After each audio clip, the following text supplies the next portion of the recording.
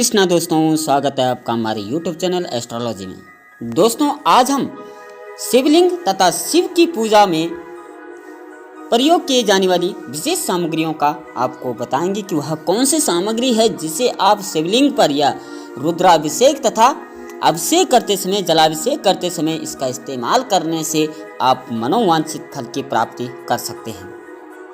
दोस्तों, शिव पूजा में इस्तेमाल की जाने वाली सामग्री के बारे में बात हम आज कर रहे हैं कि शिव को समर्पित सोमवार, मासिक शिवरात्रि, प्रदोष व्रत, महाशिवरात्रि तथा सावन के महीने का महत्व माना गया है।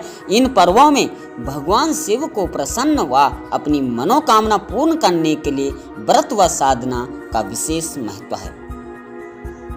शिव की उपासना व व्रत करने की अगर विधि सही हो तो शिव जल्दी ही प्रसन्न हो जाते हैं और अपने भक्त को मनचाही मनोकामना पूर्ण कर देते हैं।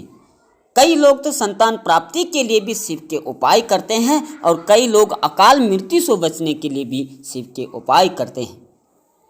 शिव पूजा का विशेष महत्व तथा महात्म माना गया है। दोस्तों, शिव पुराण में भी कहा गया है कि भगवान शिव ही स्वयं जल है और शिव जल पर जल चढ़ाने का इन विशेष दिनों में महत्व माना गया है। अग्नि के समान विष पीने के बाद शिव का कंठ एकदम नीला पड़ गया था। इसीलिए जो श्रद्धा भाव से इन विशेष पर्वों में जलाभिषेक, रुद्राभिषेक करता है तथा इन विशेष सामग्रियों का प्रयोग करता है, अर्पित करता है, उनकी मनोकामना अवश्य पूर्ण हो जाती है। इसीलिए शिव पूजा में जल विशेष का महत्व बताया गया। आज हम आपको शिवलिंग पर तथा शिव की पूजा में चढ़ाए जाने वाले बेलपत्र और विशेष सामग्री के बारे में बताएंगे। सबसे पहले जानते हैं शिवलिंग पर इन चीजों को चढ़ाने से होती है सभी मनोकामनाएं पूर्ण। दोस्तों, शिवलिंग में शिव पुराण के अनुसार शिव को कौन सी चीजें चढ़ाने से क्या फल मिलता है, आज हम आपको बता रहे हैं। भगवान शिव को कौन से फूल बेहद पसंद है और उन फूलों के अर्पित करते ही शिवलिंग पर चढ़ाने से क्या फल प्राप्त होता है। पहला है, शिवलिंग पर दूर्वा चढ़ाने से व्यक्ति की आयु में वृद्धि होती है। दूसरा है, शिवलिंग पर लाल व सफेद फूल चढ़ाने से मनोवांछित फल व मोक्ष की प्राप्ति होती है। तीसरा है, भगवान शिव की पूजा में लाल डंठल वाला धतूरा बहुत शुभ माना जाता है। चौथा है, भगवान शिव की चमेली के फूल से पूजा करने से सभी वाहन संबंधी सुख प्राप्त होते हैं। पांचवा है, धतूरे के फूल से पूजन करने पर भगवान शिव सुयोग्य पुत्र तथा वर की प्राप्ति देता है। छठा है, अलसी के फूल से शिव पूजन करने से व्यक्ति विष्णु का परम भक्त बन जाता है। सातवां है, भगवान शिव की हार श्रृंगार के फूल से पूजन करने से सुख में वृद्धि होती है। आठवां है, भगवान शिव की शमी के पत्तों से पूजन करने पर मोक्ष तथा अपार धन की प्राप्ति होती है। नवां है, कनेर के फूल से शिव पूजा करने पर नए वस्त्र तथा आभूषणों की प्राप्ति होती है। और दसवां तथा आखिरी है, वेला के फूल से शिव पूजा करने पर सुयोग्य तथा सुंदर और गुणवान पत्नी की प्राप्ति होती है।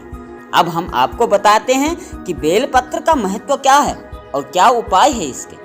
दोस्तों, बेलपत्र जो है वो भगवान शिव को बहुत ही प्रिय लगते हैं।